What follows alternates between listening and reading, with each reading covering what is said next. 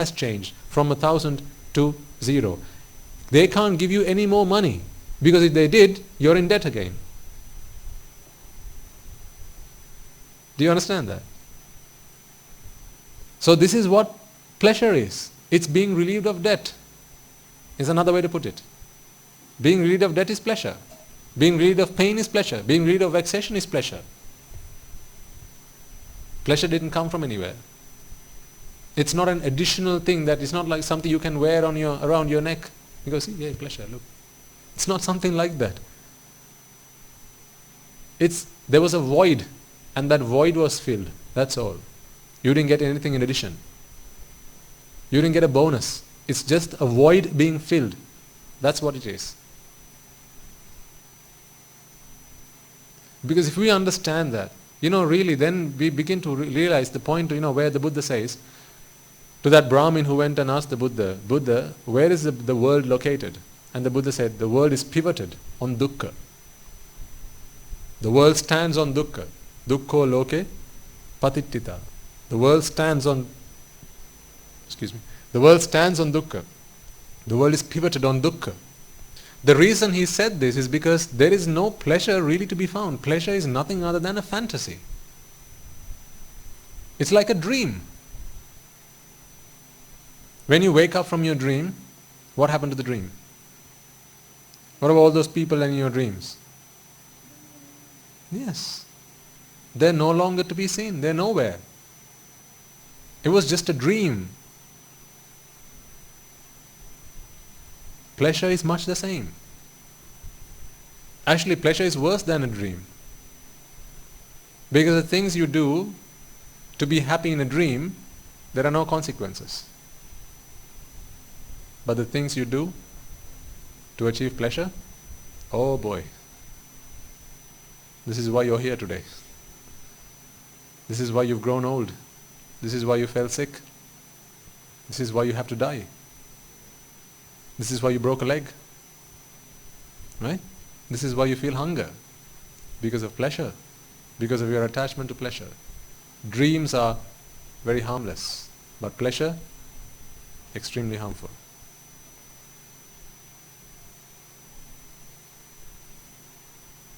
But it's like a dream.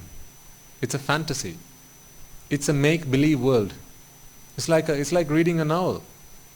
Like a fantasy novel. It's like watching a movie. Where are those actors? The story that they played out in the movie. Is that a real life story? No, they're just acting. It's not real. It's like a cartoon. Where's Pink Panther? Where does he live? He's not there. It's just acting. It's just a cartoon. It's just a make-believe world. Where are the Ninja Turtles? Where do they live? It's just a make-believe world. They're not really out there. Hopefully you knew that. It's like Santa Claus. He's not really out there. It's just a make-believe thing. But when you talk to a child about Santa Claus, it makes them really happy, right? I remember when my parents first told me about Santa, my first Christmas, well, not my first Christmas, the first Christmas that I actually knew, I knew this was Christmas. They said, when you wake up tomorrow morning, under your pillow, you're going to find a present. We didn't have a Christmas tree back then. But they said, under your pillow, you're going to find a present, and Santa will bring it. But I didn't fall asleep all night. I wanted to catch Santa.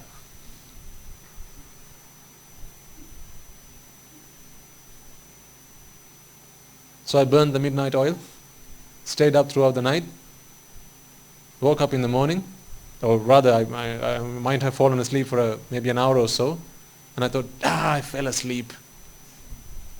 I must have missed him. That's probably when he came. I lifted my pillow and there was nothing underneath.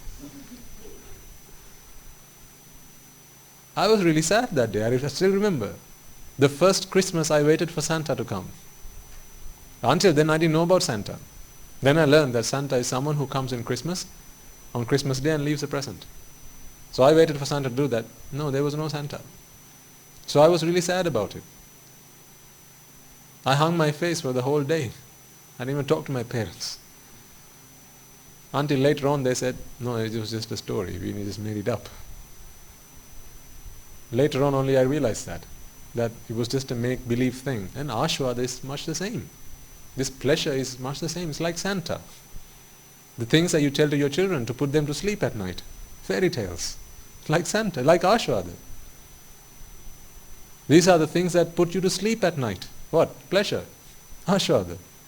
Because if not for pleasure, you wouldn't be able to sleep at night. Would you? If all you could think about was the vexations that you have, the frustrations of life, the pains of life, the torture of life, you wouldn't be able to sleep at night. That's when you have a sleepless night. Why do people like to watch a teledrama before they go to bed? Read a nice book, a novel, go on their phone and maybe watch a video, or go and spend some time on Facebook. Have a fairy tale read out to them. Because in these books, in these stories, they find pleasure. But this is a make-believe world. They create a world so people can just live forgetting all the pains that they have in their life. You know, in some countries, they invest a lot of money in industries, in the entertainment industry. The state invests a lot of money in the entertainment industry. I think India is one of them. And I'm sure there are many other countries where the state, the government, spends a lot of money in developing that industry, because when people get to watch a movie, a girl and a guy running around a tree, having a good time, right? Now they have a make-believe world in which they can live. Now they forget all the vicissitudes of life. They forget all the atrocities of life, all the pains of life, all forgotten. They forget now that this child has no school to go to. They forget that there's no dinner on the plate for tomorrow. They forget all those problems.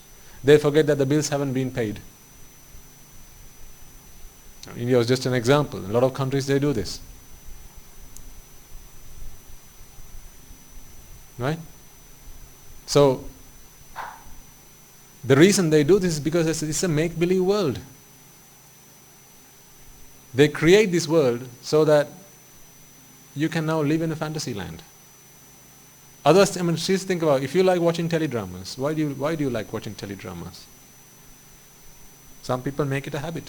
Watch a telly before you go to bed. What time is Ridipaya? Is it 7 to 8? Oh, don't watch, okay.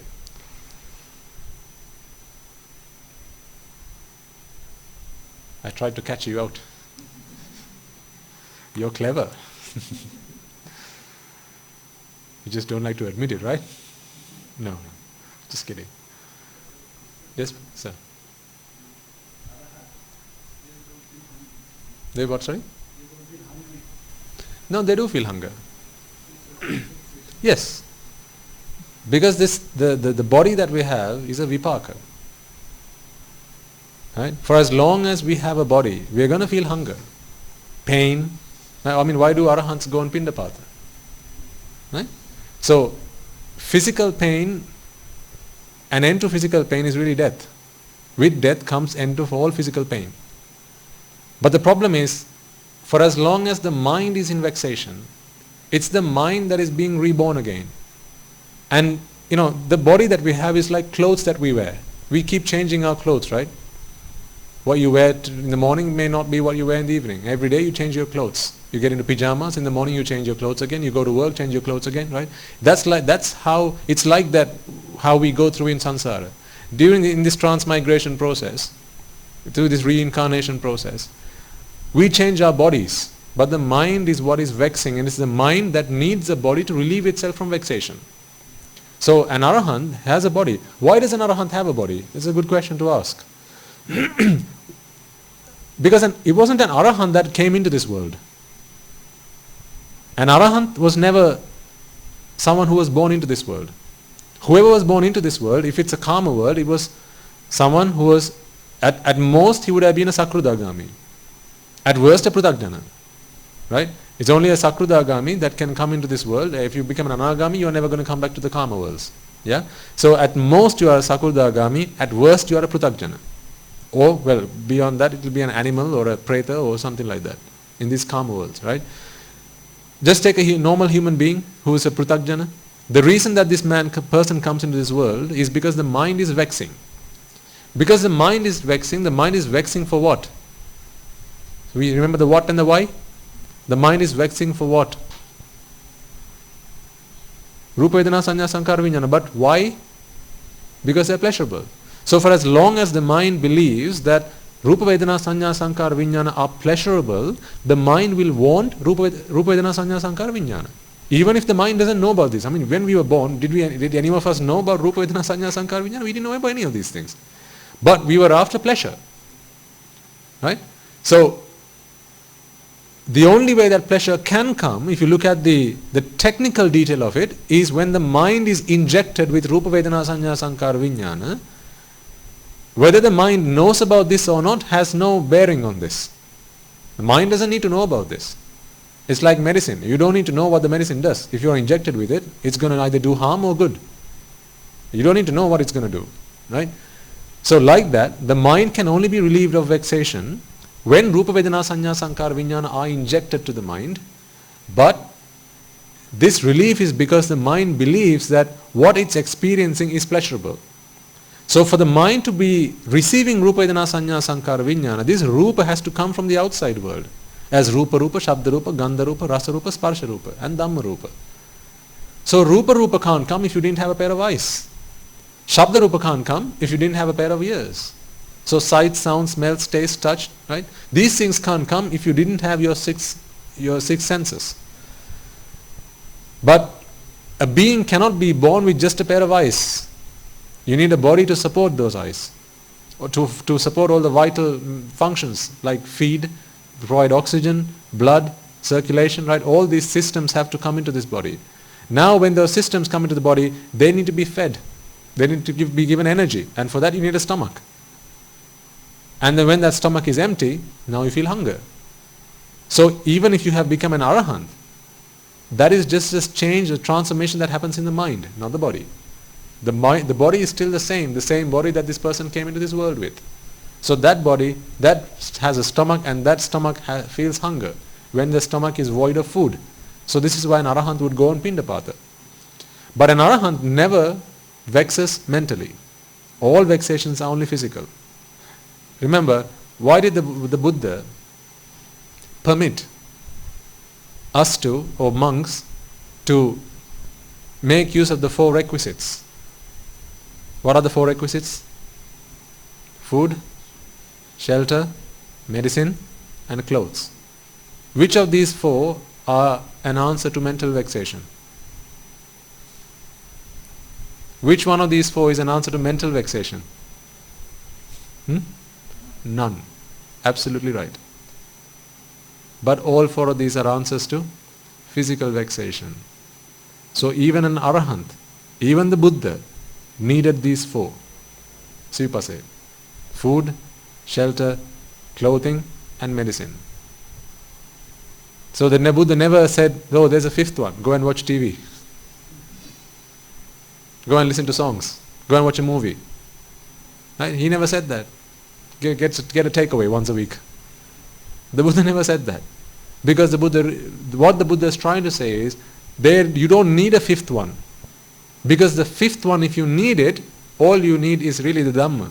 Because you're mad. If you need a 5th one, which is want to watch TV, you're mad. Why? Because what are you looking for? Relief from mental vexation. What is mental vexation? It's a madness. Because mental vexation is where the mind is looking for Rupa Vedana Sanya Sankara Vijnana that it likes. You like something because you think it's pleasurable. If you didn't find it pleasurable, then you don't care whether it came or not. Whether it comes in or not, you don't care. But for as long as you like something, now you are looking for it. And when you are looking for it, that is very vexing.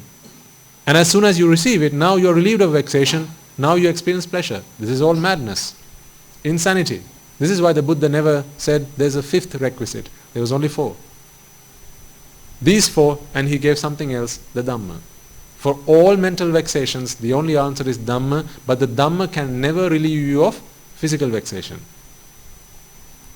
How much reflecting on anicca dukkha anatta will fill your hunger? You spend your whole day anicca dukkha anatta, anicca dukkha anatta, anicca dukkha anatta. You're hungry. Are you going to be able to fill your stomach with any food? No. This is why, in addition to the Dhamma, he gave the 4 requisites. He said, yes, you may use it, but nothing else. The basic requirements. See, Upase? So even an Arahant feels hunger. Even an Arahant falls sick. Even an Arahant has to protect himself from the elements. This is why he wears a robe. And he needs a shelter. Right? So even an Arahant requires these things. But these are all relief from physical vexation. There's nothing wrong with relieving yourself of physical vexation. There's nothing wrong with that. Absolutely. Do everything you need to do to relieve yourself of physical vexation. When you're ill, make sure you go and take some medicine. If you're hungry, eat something, for heaven's sake. Don't starve. Starving is not a technique in the Buddhist philosophy. It may be in other religions. You know that. But starving, where does the Buddha say starve yourself? He doesn't say that. He will have said, try and stick yourself to 1 meal a day. The reason he says is because not because you have to experience starving and the pain that comes from it. He says because when you spend time to consume more meals, your body has to go through the process of digestion. And that's very taxing on your body. And then every time you put food into your body, you're going to start feeling exhausted. You're going to start feeling tired because all the blood in your brain is going to go towards your stomach to start digesting all your food. Then, why did you come into this world? To eat as much food as you can? No. To put a stop to samsara. For that you have to be awake. For that you have to be alert. For that you have to be mindful and aware of what's going on. If all the blood in your mind, in your brain has now gone towards your stomach, now you're going to start falling asleep. This is why he says, monks, try and stick to 1 meal a day if you possibly can. And also back in those days, Swamin Vasis had to go on Pindapata, on alms rounds, sometimes many miles on foot. So then they didn't have much time to actually go and do their meditation, or listen to bana or preach the bana or whatever, right? So he said, try and dedicate as much amount of your of the time that you have in your life to practicing the path. But thanks to you, nowadays we don't have to go anywhere. We are so fortunate, we are so privileged to have people like you in our lives. Because all I have to do to get my afternoon meal is come down to the Dhanashala. I don't have to go on alms around the village. I don't have to go anywhere, thanks to you. And therefore I can dedicate a lot more of my time to practicing the Dhamma. But had it not been for you, then I would have to go on Pindapata. Because I don't make a living to feed myself. So because of you, I today get to spend much more of my time towards practicing the path. And if I had to do that, possibly we might not have sermons every week. Maybe we'll be doing it once every 2 weeks, maybe once every 3 weeks or once a month. Why? Because I'm spending a lot of time going on Pindapata. I don't have much time to practice the path, reflect on the Dhamma, try and learn, find out new ways to come and explain this to you. This is how we are looking after each other. You're helping us practice the path, and we are helping you to do what? The same thing. Because today the Dhamma is the glue that binds us together. Nothing else. It's not money that binds you and I together. Back when I was a layperson, it might have been money. Right? When you have business relationships, it's money that binds the two of you together. Back when I was a layperson, it might have been other things like love and affection that bound us together. But now it's just the Dhamma. There's only one street between you and I, and only one type of car can travel on this street. It's Dhamma. You give us the means to practice the Dhamma, and we give you the Dhamma in return. But that is not to say if you stop giving, we are not going to give you the Dhamma. It's not like that. Whether traffic comes our way or not, there's always going to be traffic coming from us to you. Because that is the way of the Buddha. But really good question. All beings, for as long as they're alive, they're going to feel hunger. You see, now that you ask that question, something that I explained to my mother earlier on today comes to mind. And I think it's a really interesting point, actually. When a child comes into this world, what do people do? Newborn. Yes, celebrate. They celebrate, right? When a person leaves this world, funeral. A funeral. So you wouldn't generally call it a celebration. It's a funeral. So it's time to mourn, right? For someone who doesn't believe in rebirth, okay, let's just say someone doesn't believe in rebirth, because my parents are still skeptical about that. And that's okay. You don't have to believe in rebirth to attain Nibbana. Do you? No. Because what is Nibbana? It is putting a stop to vexation when? Next birth? No, in this birth. So really, it doesn't matter whether you believe in rebirth or not. Put all that to aside. Does it matter whether you believe in karma vipaka? If you want to attain Nibbana? Still no. There is nothing you need to take with faith to attain Nibbana. This is why I love the Buddha's teaching. This is why I'm addicted to it, the Buddha's teaching. There is nothing I need to take by faith. Everything can be proven. So anyway, let's come back to the point I was trying to explain to you. Child comes into this world, a new baby is born, and we celebrate. For someone who doesn't believe in rebirth, you tell me, is that the day for celebration? Or is that the day to actually have the funeral? Isn't that the day you should start mourning? Because let's look at the day this person leaves this world for the last time, or rather the person passes away. If you don't believe in rebirth, all pain that this person had to suffer throughout their life is gone forever, right? No more physical pain, no more mental pain. No one's going to go and shout at the person. Well, even if they did, they won't care. Why? There's no person, he's dead. You can't make that person cry. You can't make them angry. You can't make them hungry. You can chop parts of their body off and they won't even care. Right? A dead person? They won't care. So from that day forward, are they going to experience any pain? No. Isn't that the day for us to celebrate? But what about the day a baby comes into this world? From the moment they come into this world, they're going to have to start crying. And from the moment they come into this world, people will shout at them, scare them, cut bits of their body off, right? They're going to be hungry. Pain has just started. Suffering has just started in their life. But everyone throws a party.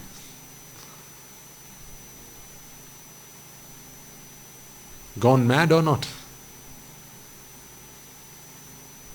People have just thrown a party. Everyone's laughing. The baby's crying. People have gone mad. Why don't the parents know that from this day forward this child will have to fight for their life? Every breath with uncertainty. It may be the last breath. And now this child has got to grow up. They're going to have to learn about the world that they live in. They're going to have to learn about the people who live in this world, about how cruel people are. Right? They're going to have to start to go to school.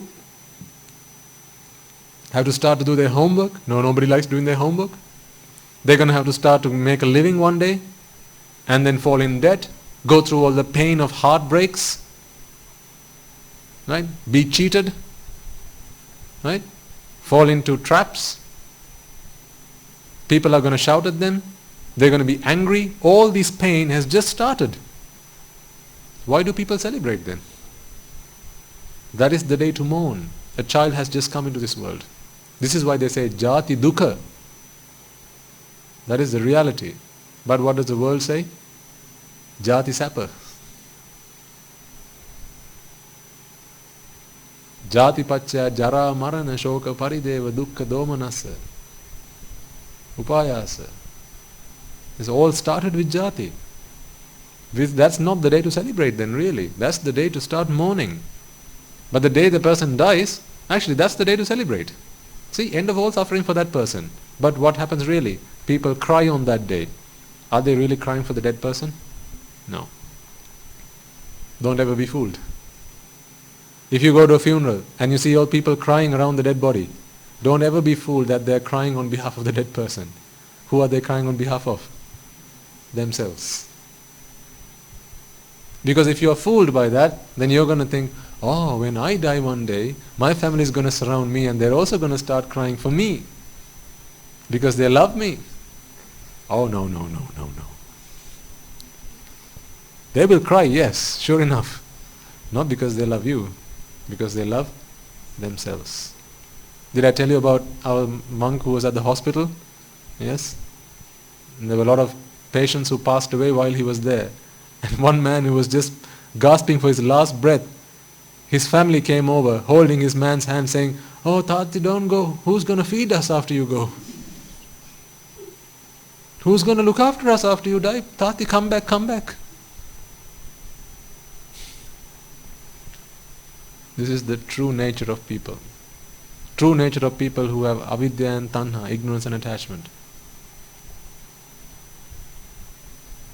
But, of course, Guru Swami Maharaj says, hold on to your life as much as you possibly can. Don't die. Right? Don't die.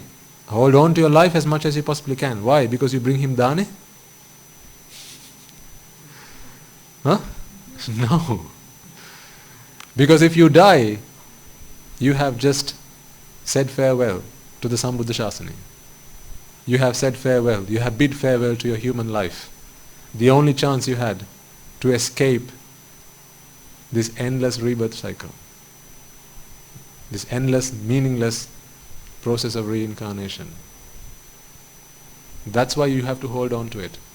Hold on to your dear life as much as you possibly can. Back when I was a young man, don't worry, you're also young, okay? You're all still young. But when I was a young man, I used to like adventure. I used to do rock climbing, abseiling. I used to like canoeing and like a bit of adventure, a bit of spice in my life. But not anymore. Then that's not because I became a monk. It's because I don't want to risk my life.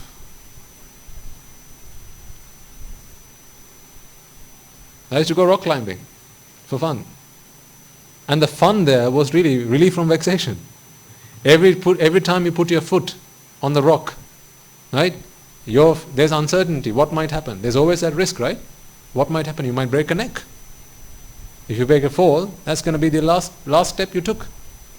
But when you put that step and you know, okay, that's a firm step. I'm not going to fall. Pleasure or not? Of course.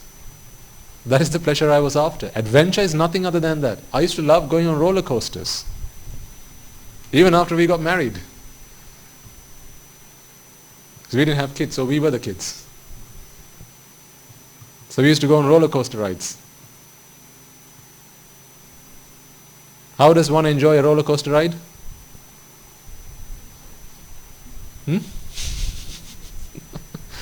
You do enjoy pleasure on a roller coaster, right? Where do you get the pleasure from? Yes. Well, as you go through, right, now you experience vexation. Why? It's going to take you many feet above the ground. Now you look down. And now you fear for your life. What might happen? And then they bring you back down again. What have you just paid for? Yes. You didn't go on that for free. You went through the roller coaster paying your hard-earned money to put you through torture and relieve you from torture. You might as well have gone up to someone and said, I've got myself a stick. Would you mind beating me with it?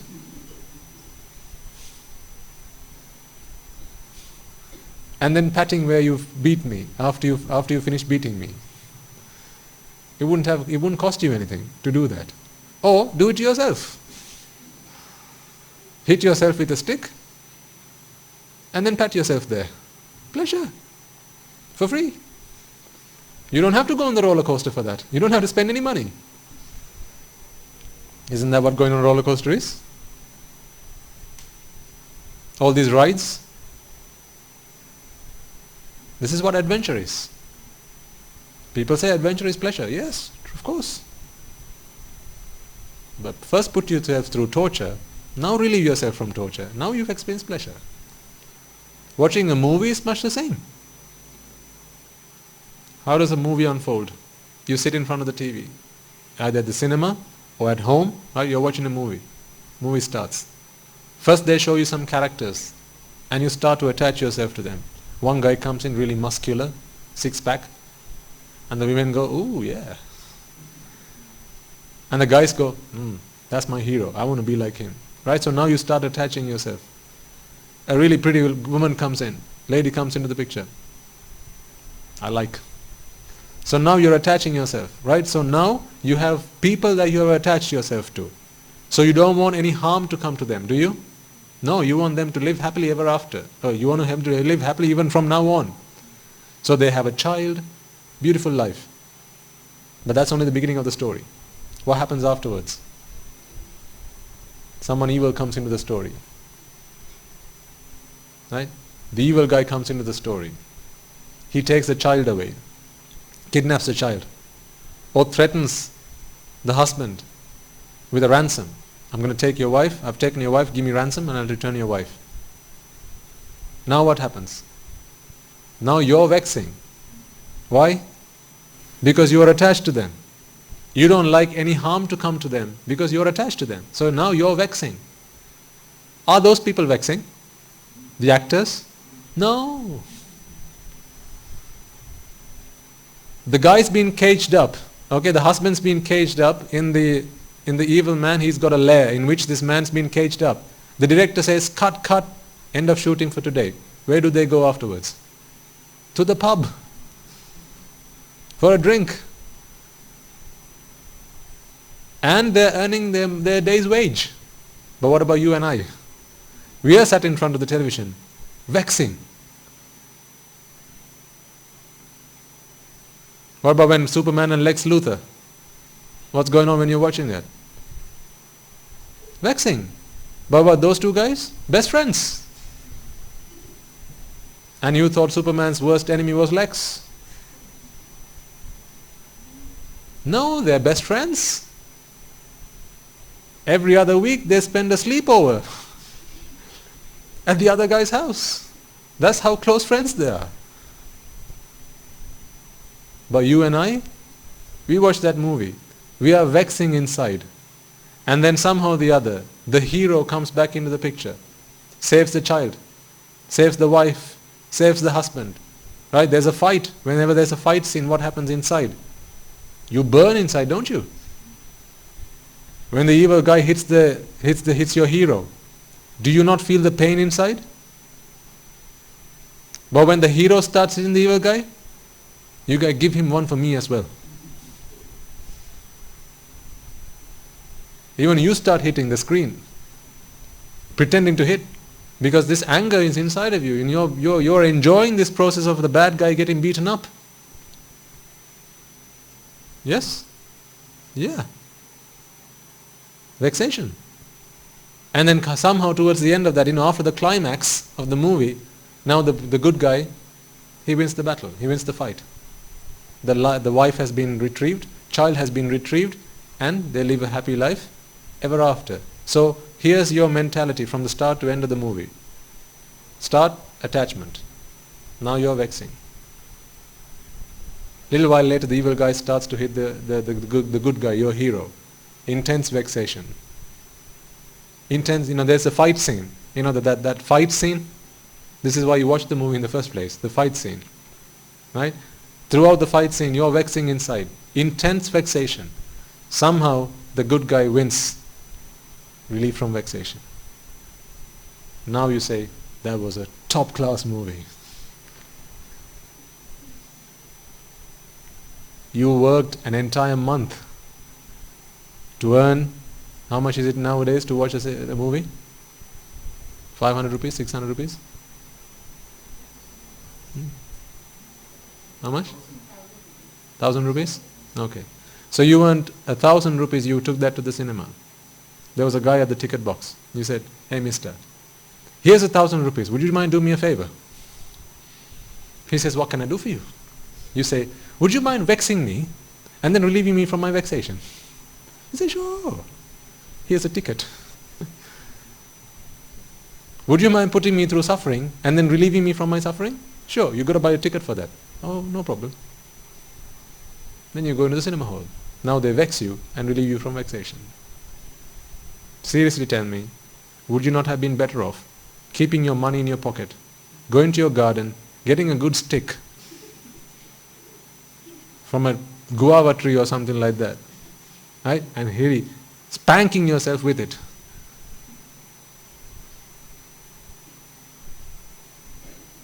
And then patting yourself where you've just been hit. Same thing, yes or no. But even better, because you haven't spent any money. You got it for free. The other, you spent money.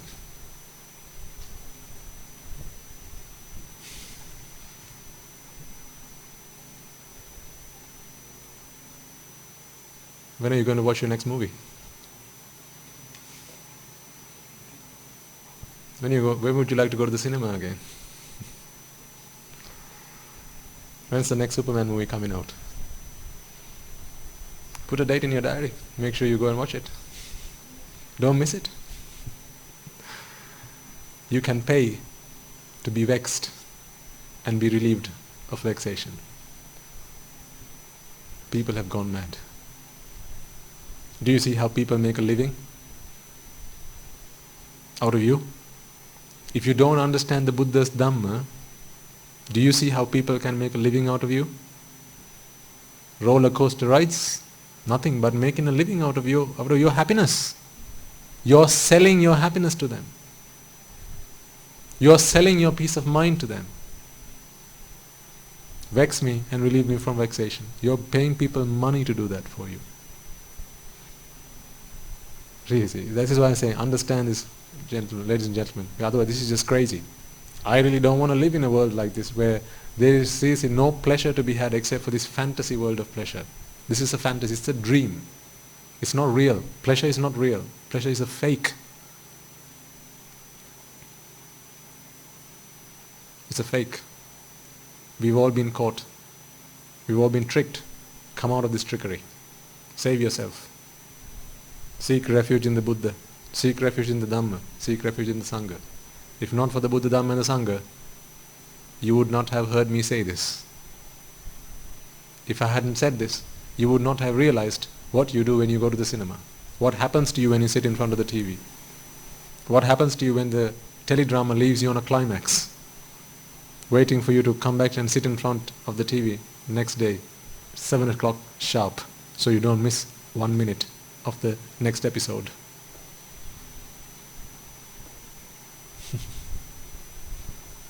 Apply these things into your lives, and then it will start to make sense. Okay.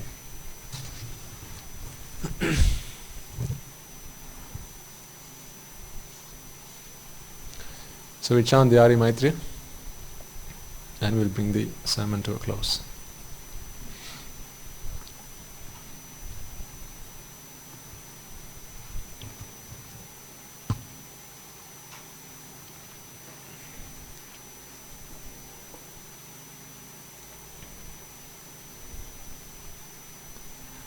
May I and all beings in all worlds be freed from the fire of birth, freed from the fire of decay, freed from the fire of illness, freed from the fire of death, freed from the fire of sorrow, freed from the fire of lamentation, healed with the ultimate bliss of Nibbana, healed with the ultimate bliss of Nibbana, healed with the ultimate bliss of Nibbana.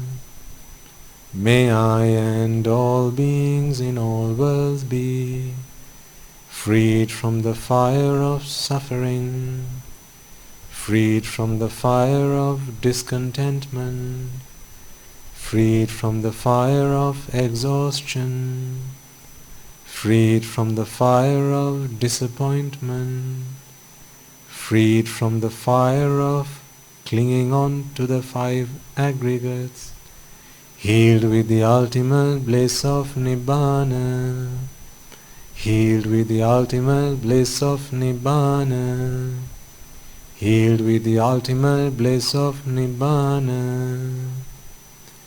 May I and all beings in all worlds be freed from the suffering of samsara, freed from the disease of samsara, freed from the fear of samsara, freed from the fire of samsara, freed from the flames of samsara, freed from the burning of samsara, freed from the sorrow of samsara, freed from the lust of samsara, freed from the clutches of samsara, healed with the ultimate bliss of Nibbana, healed with the ultimate bliss of Nibbana, healed with the ultimate bliss of Nibbana. The Kama worlds are in despair. May I and all beings be freed from the Kama worlds. The Rupa worlds are in despair. May I and all beings be freed from the Rupa worlds. The Arupa worlds are in despair. May I and all beings be freed from the Arupa worlds. All worlds are in despair. May I and all beings be freed from all the worlds. Nibbana is the only salvation. May I and all beings attain Nibbana. Nibbana is the only salvation. May I and all beings attain Nibbana. Nibbana is the only salvation. May I and all beings attain Nibbana. Letting go is the only salvation. May I and all beings let go. Detachment is the only salvation. May I and all beings be detached. Being freed is the only salvation. May I and all beings be freed. Nibbana is the only salvation. May I and all beings attain Nibbana. Nibbana is the only salvation. May I and all beings attain Nibbana. Nibbana is the only salvation. May I and all beings attain Nibbana.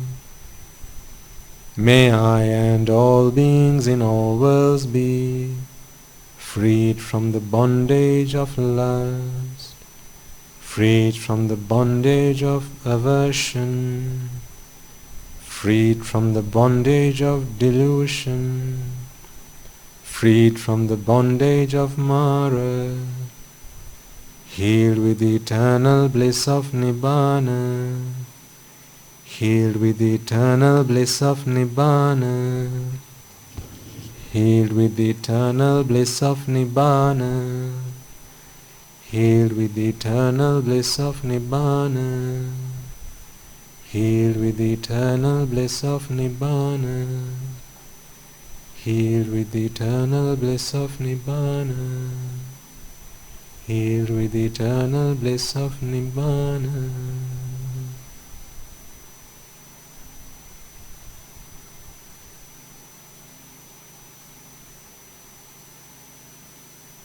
Okay.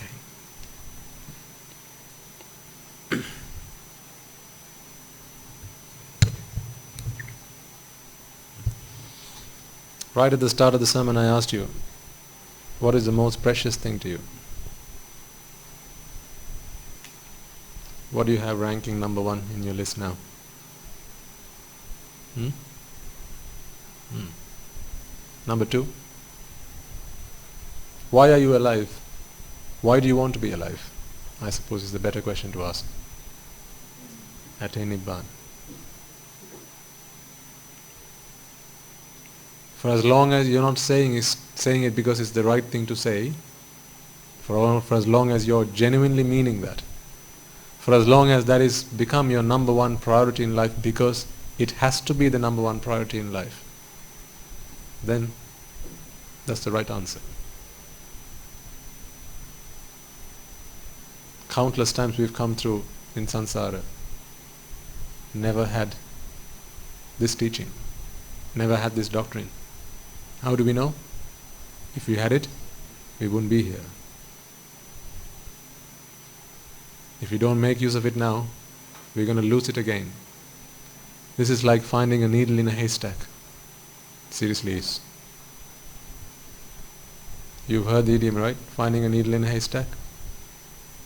Finding this needle in a haystack requires a Buddha. The needle's there, but finding it requires a Buddha, a supreme Buddha. Now the Buddha's found it. All we have to do is weave our cloth, which is torn. Weave it, and then throw the needle away. Or pass it on to somebody else. You don't need the needle after you've done your job. The Dhamma is like the needle that is in the haystack. After you've sewn your cloth, now you no longer need it. After you've sewn the bit that is torn, now you no longer need it. Even the Dhamma is not something we have to attach ourselves to. Yes? This is why I say, don't let people brand you. Particularly as people that walk on the path of Dhamma. Right? You have to be very careful. Because the mind is such that it always tries to find a way to become somebody. In a crowd, in a gathering, in the family, in society. Always tries to become somebody. Tries to become someone prominent. Always tries to raise his ugly head. This is ego. Don't let yourself do that. This is like diabetes. You can cure it, but that will only happen once you become an arahant. Once you become an arahant, ego will have no problem in your life. But until then, you have to learn to live with it. So don't let it raise its ugly head. Always be aware. Ego. I'm not going to do what you say. I'm going to do the exact opposite of what you say. I'm going to do the exact opposite of what you say. If you act like that, then you can get this done in this very life. So make that resolve, make that determination, and let's get this done. We can do this. We can all do this. You're here because you want to do it, right? There could have been many other things, plenty other things you could have done on a Sunday. And I know getting back now is going to be pretty late by the time you get back, isn't it? You have a long way to go. And tomorrow morning usually might even be a difficult start because of the fact that you come along to these Sunday evening sermons. Might not be easy, but you come along nevertheless because you want to do this. So let's do it then. We can do this. We can do this together. Don't give up. When it gets tough, the tough gets going. Right? When the going gets tough, the tough gets going.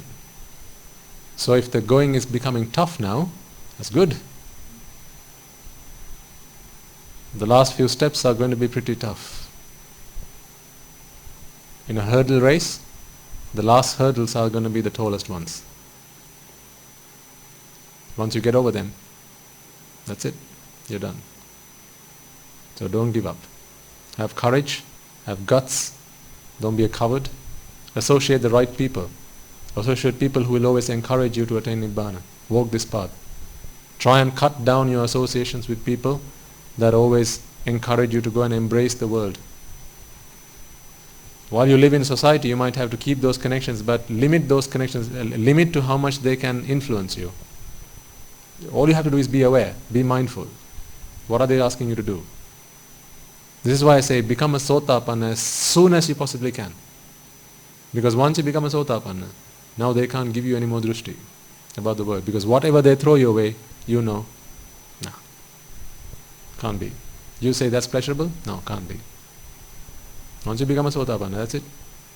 You can no longer be bound to this world. You can't be tied, you can't be ensnared. You will get out of this.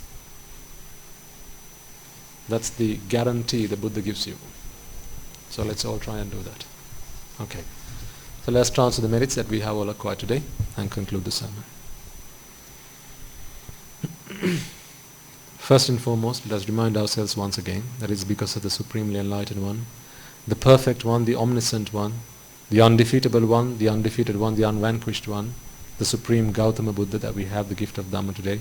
It is because he sacrificed himself over many eons in samsara, many births in samsara, for the liberation, salvation of every sentient being, that we have the gift of Dhamma today. Let us also remind ourselves of the Bhikkhu, Bhikkhunis, Upasak, Upasikas throughout the world who sacrificed their lives all the way, passing down the gift of Dhamma down through the generations all the way down to us in the form of the Tripitaka which we have today at our disposal. It is because of their sacrifice, their commitment, their dedication that we have the Dhamma that we can study, we can analyze, we can comprehend, and that helps us to attain Nibbana.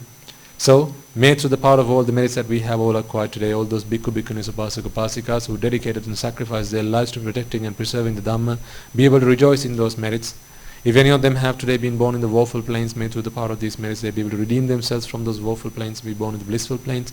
May through the power of these merits they abstain from the unmeritorious deeds, fulfill the meritorious deeds, fulfill the Noble Eightfold Path, and attain the supreme bliss of Nibbana. Sadhu, sadhu, sadhu.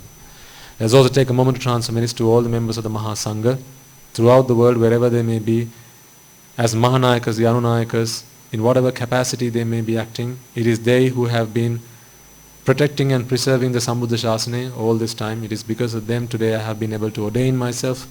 It is thanks to them that today you are able to listen to this sermon, observe the precepts and so on and so forth. So may all those members of the Mahasangha be able to rejoice in the merits that we have all acquired today, particularly passing on merits to the members of the Mahasangha who are resident in your local temples, in your local nunneries. It is they who have always been by your side through thick and thin, come rain or shine, through your hard times and the difficult times in your life. They have always been by your side to bless you, to help you, to guide you. So may they all be able to rejoice in the merits that we have all acquired today. May through the power of these merits they be able to redeem themselves. May through the power of these merits they abstain from the unmeritorious deeds, fulfill the meritorious deeds, fulfill the Noble Eightfold Path, and attain the supreme bliss of Nibbana. Sadhu, sadhu, sadhu.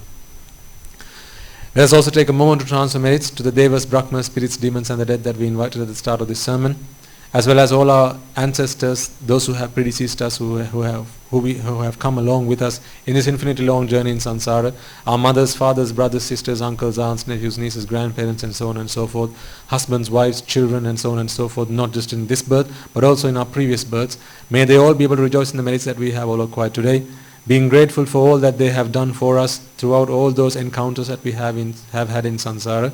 If any of them have been today born in the woeful planes, may through the power of these merits they be able to redeem themselves from those woeful planes and be able to be born in the blissful planes. May through the power of these merits they abstain from the unmeritorious deeds, fulfill the meritorious deeds, fulfill the Noble Eightfold Path, and attain the supreme bliss of Nibbana. Sadhu, sadhu, sadhu. Let us also take a moment to transfer merits to the members of the Mahasangha, as well as the Anagarikas who are resident at this monastery. It is they who have made a lot of effort today to organize this event for you, make this venue available to you, and make this venue, prepare this venue for you for your listening comfort by arranging the chairs and also by decorating this stadium, or rather this stage as an offering to the Dhamma. It is because of them that today you and I have been able to preach this sermon as well as listen to this sermon, so may they all be able to rejoice in the merits that we have all acquired today. As well as that, take a moment to transfer merits to all the members of your family, your mothers, fathers, husbands, wives, brothers, sisters. Perhaps some of them have today relieved you of your duties and responsibilities, as a result of which you are able to be here today to listen to this sermon. As well as take a moment to transfer merits to people who you work with, your employers, your employees. It is because of them that today perhaps you have been able to be here today, because they have relieved you of your duties and responsibilities, because they have taken on those duties and responsibilities on your behalf, that today you are able to be here today. So may they all also rejoice in the merits that we have all acquired today. Also taking a moment to transfer merits to all those who might have helped you be here today in terms of providing you with transport, or perhaps by inviting you to be here today, or perhaps by offering you a glass of water or maybe a meal to quench your thirst, to sate your hunger. It is thanks to them that today you are able to listen to this sermon in peace and harmony without any of the physical discomforts which might have come to you otherwise. Also taking a moment to transfer merits to the Nayaka Thero of the Sri Alamatani Arame, at which premises you have today parked your vehicles there. It is thanks to him and the monks who are resident at that temple that you are able to come along to this in peace and in comfort and join these sermons and attain the bliss of Nibbana. So may they all be able to rejoice in the merits that we have all acquired today. Anyone and everyone who might have helped you in any way, shape or form to be here today to listen to this sermon to attain Nibbana, may they all be able to rejoice in these merits. May through the power of these merits they abstain from the unmeritorious deeds, fulfill the meritorious deeds, fulfill the noble eightfold path and attain the supreme bliss of Nibbana. Sadhu, sadhu, sadhu. Let us also take a moment to transfer merits to the members of the armed forces as well as the police force who fought a 30-year-old long war in Sri Lanka. It is thanks to them that today we are able to live in peace and harmony despite our differences, in beliefs, and also the men and women who might have lost their lives having caught up in the war, either friend or foe. May they all be able to rejoice in the merits that we have all acquired today. If any of them are seeking merits, may they be able to rejoice in these merits, as well as those men and women who might have lost their lives in natural calamities such as the tsunamis and other world disasters, not just in Sri Lanka but also in other parts of the world. May they all be able to rejoice in the merits that we have all acquired today. Whether they be acquaintances, friends, family, or those who you may not know, reminding ourselves that there is no one in this world, there is no being that we have not come across in samsara. No one's ever not been a mother to us, no one's ever not been a father to us. So all those men and women, no matter who they are, have always one day been a mother to us, one day been a father to us. So may they all rejoice in the merits that we have all acquired today. If any of them have been born in the woeful plains, may through the power of these merits they be able to redeem themselves from those woeful plains and be born in the blissful plains. Also take a moment to pass on these merits to those men and women who have dedicated their lives to leading this country, developing this country and protecting this country. It is thanks to them that today you and I have the freedom of time and the leisure to come along and listen to these sermons. If not for them, you and I will have to be leading this country. You and I will have to be developing this country. You and I will have to today be protecting this country. It is thanks to them that today we don't have to do that, and we have the freedom of time and the leisure to listen to these sermons and practice the Noble Eightfold Path. So may they all rejoice in the merits that we have acquired today. May through the power of these merits they abstain from their meritorious deeds, fulfill the meritorious deeds, fulfill the Noble Eightfold Path and attain the supreme bliss of Nibbana. Sadhu, sadhu, sadhu. And finally, may through the power of all the merits that we have all acquired today in preaching this Dhamma sermon, in listening to this sermon, as well as all the offerings that you have made to the Buddha, the Dhamma and the Sangha, as well as any alms that you might have offered to the men and women who might have come along today to listen to these sermons, as well as any offerings that you have made to the Dhamma in terms of making these sermons available to a global audience, either in audio form or perhaps in recording these sermons and making them available to such people later on, or perhaps in transcribing these sermons, or perhaps just by spreading the word and inviting other people all over the world to come along and listen to these sermons. In whatever shape, way or form that you might have contributed to the success of this sermon today, may through the power of all those merits, may these merits energize and empower many hundreds of thousands of people all around the world, people just like yourselves who are aspiring to become Arahants and Arahatans in this very birth itself. May through the power of all these merits we be able to witness the advent of many hundreds of thousands of Arahatun Mahanses in this blessed land, in our very life itself. Sadhu, sadhu, sadhu. And finally, may you and I also be able to become one of those Arahatun Mahanses, one of those Arahat Mehanin Mahanses in this very birth itself, in the era of the Gautama Supreme Buddha itself. Sadhu, sadhu, sadhu. The members of the Mahasangha will now transfer their blessings to you.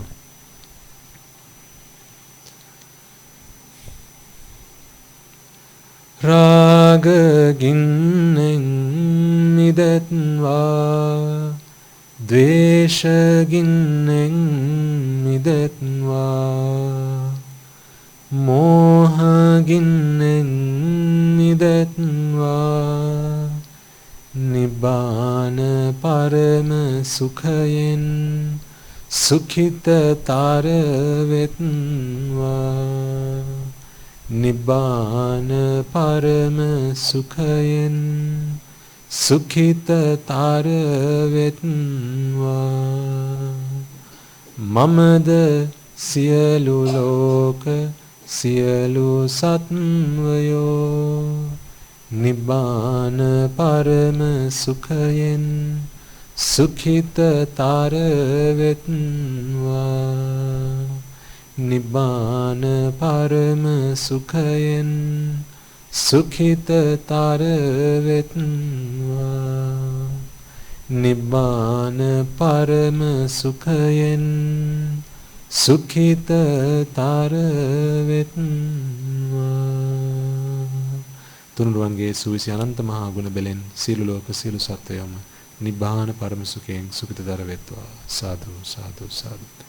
May I and all beings in all worlds be freed from the fires of desire. May I and all beings in all worlds be freed from the fires of aversion. May I and all beings in all worlds be freed from the fires of delusion.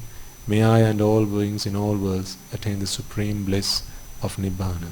May the noble triple gem be with you always. Sadhu, sadhu, sadhu.